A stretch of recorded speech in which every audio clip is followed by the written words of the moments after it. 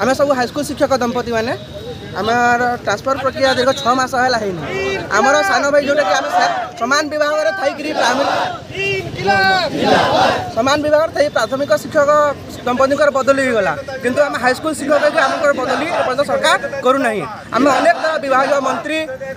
आम director secretary को भेटला से आमर सब कहते कि आम प्रोसेस करूँ कि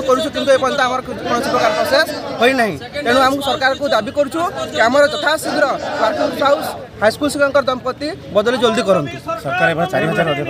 एपर्तंत सरकार पाखापाखि 4000 रु 5000 बदली कर सारे किंतु जोटा आम गाइडलाइन थी कि सरकार जो गाइडलाइन तैयारी गाइडलाइन अनुसार आम इलिजिबल किंतु सरकार आमको करूना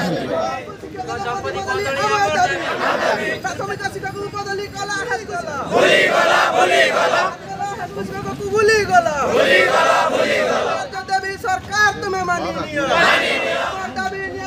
सरकार जल्दी बदली करो जल्दी बदली करो सरकार तुम्हें मानी